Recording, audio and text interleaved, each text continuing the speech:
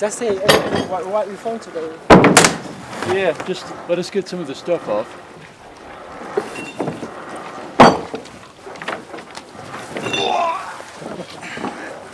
That's them for interview. So we just got our first set of cores from the bottom of Lake Towuti. Overnight they retrieved their first core at about 2 a.m. The night shift always seems to really rock it.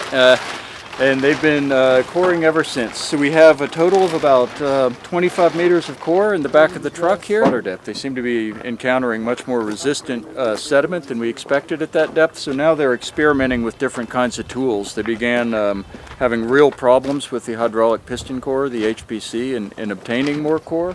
So now they're experimenting with other tools, the extended nose core.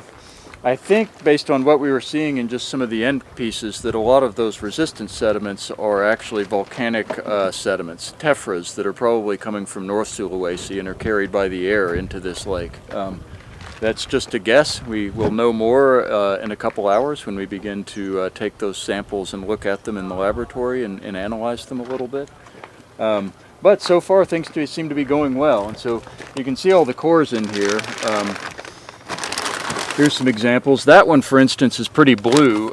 This is because we are using a tracer. It's a blue tracer that's used to determine where the fluid that is coming from the sampling is going. We want to use that mostly to ensure against contamination, which is very important to the project. Not to have any if we can do it. So we have basically a blue dye that just degrades. It's in the water that we pump. Not to have any if we can do it. So we have basically a blue dye that just degrades. It's in the water that we pump down. Overall, things are going well, though. These guys are going to take some tools and some other parts that we didn't think we would need back out to the barge to see if we can get something to work a little bit better, to go a little more quickly through this resistant sediment. But very pleased to have the first samples. So.